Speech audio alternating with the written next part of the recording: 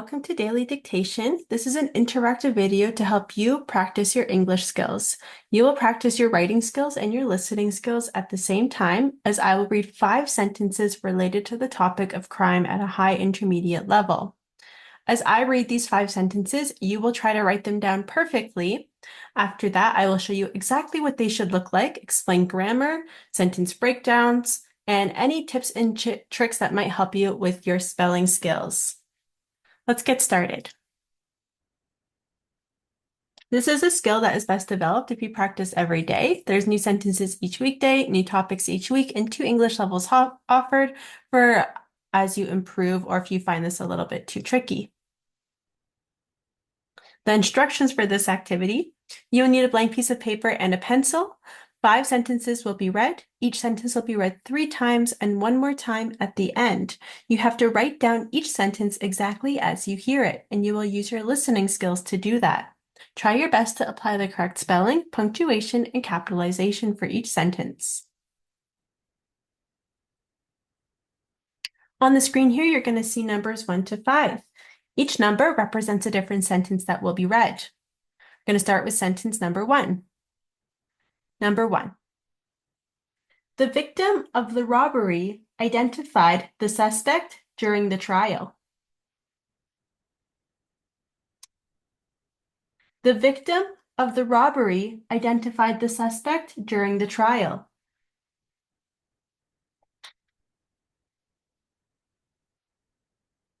The victim of the robbery identified the suspect during the trial.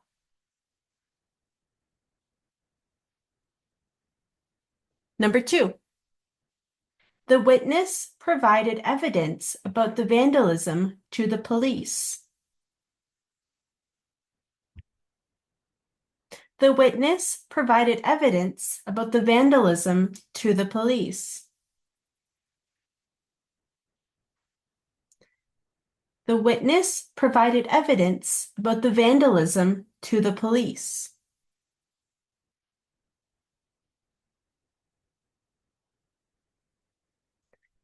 Number 3. The penalty for assault included a prison sentence.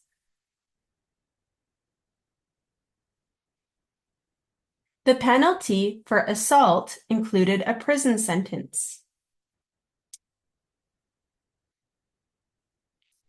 The penalty for assault included a prison sentence.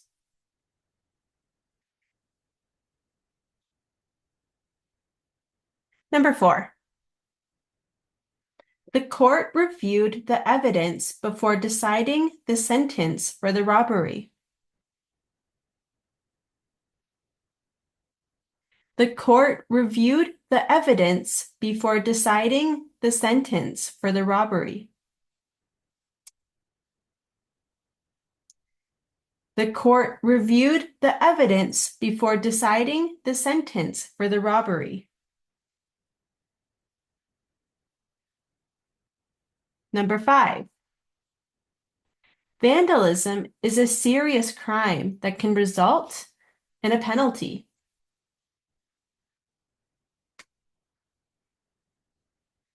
Vandalism is a serious crime that can result in a penalty.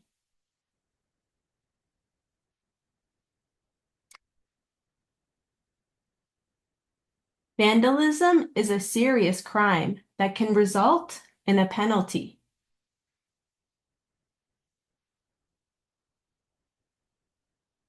Now I will read each sentence one more time, starting with sentence number 1. The victim of the robbery identified the suspect during the trial. Number 2. The witness provided evidence about the vandalism to the police.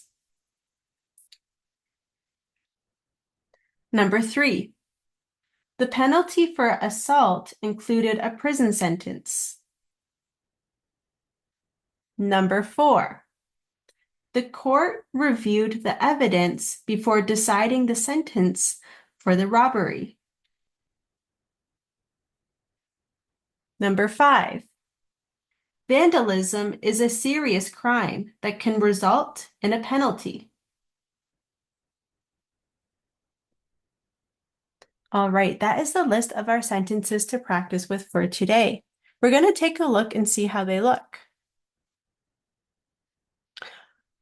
If you found that it was a little bit too fast and hard to catch, I recommend that you listen again and you can adjust the playback speed to make the video go slower in the settings. If you just need to listen to specific sentences again, check the description for timestamps. Now we're going to get ready to check our answers.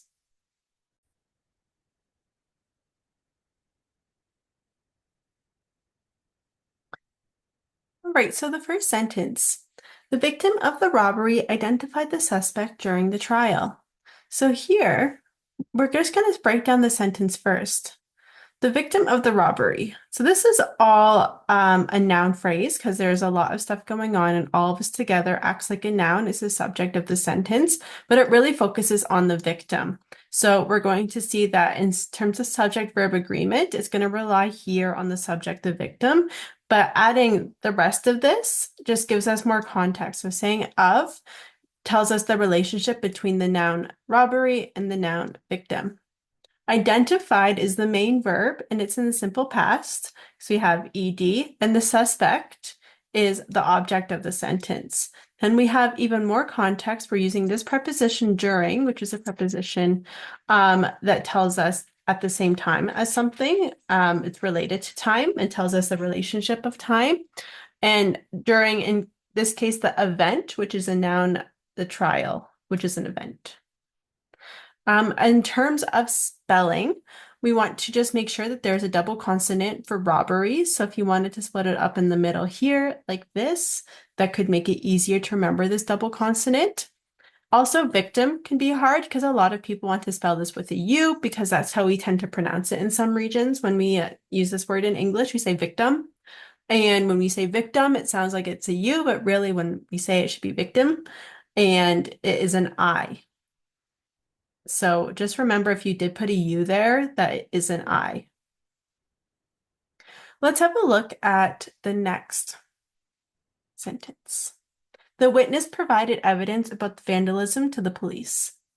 For this one, the witness is the subject, singular subject, but again, we're in simple past. Evidence is the object of the sentence, and now we're adding even more information. We have not one, but two extra pieces of information that are connected through prepositions. So you have about, which is one preposition, and to, which is another preposition.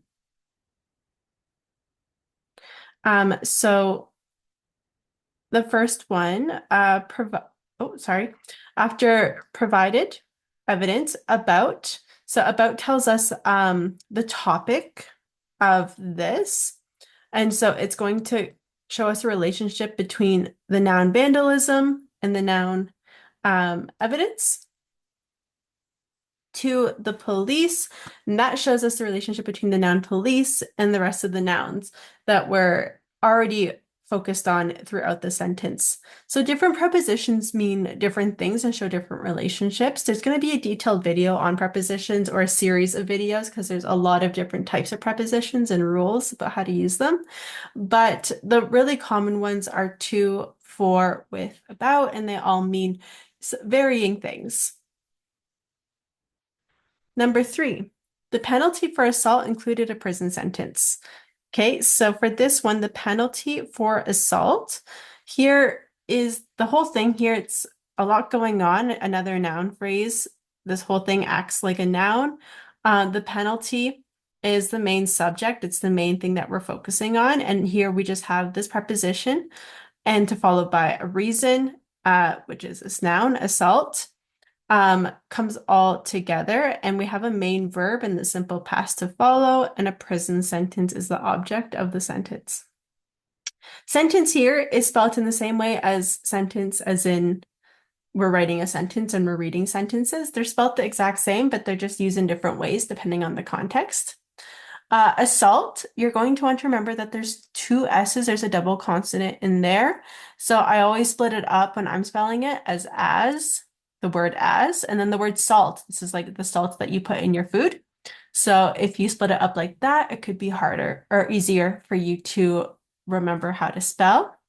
And penalty, The hardest thing here might be this vowel. Again, this one somebody could put as a U or an O, penalty. Um, if you did that, just practice it a few times and really try to remember that there's an A there. Sometimes sounding things out when you're spelling is kind of hard because the vowels make really similar sounds. So it's really good to practice those words. Number 4, the court reviewed the evidence before deciding the sentence for the robbery. Okay, so here, the court is the subject, reviewed is the verb, and the evidence is the object in this first clause. So starting here, we have clear SVO, subject, verb, object.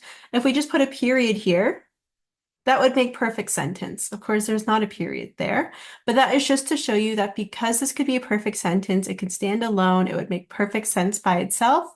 That means that this part is an independent clause.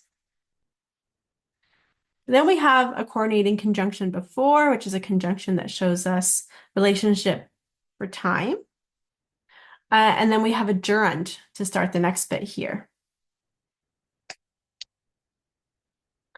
And after the gerund, we have the sentence, which is a noun. And then for the robbery, which is another noun. So we have the word for to show us the relationship between the noun robbery and the noun sentence. And all of that part, because we're starting with a coordinating or subordinating conjunction, we are going to have a dependent clause. So this second part here is a dependent clause. Because we have independent clause first and dependent clause second with the word before right in the middle, we actually don't need a comma between these clauses. So there's no comma that's necessary. Number 5. Vandalism is a serious crime that can result in a penalty. So for this one, vandalism is the noun, is the subject. And then it's singular. So we have the form of be here in the singular form, which is, then is a noun, serious crime is our noun that follows. That can result in a penalty. So we have that clause right after that, and we really do need the word that here to show us more information. So this adverb is quite necessary. And then we have a modal, which is a helping verb.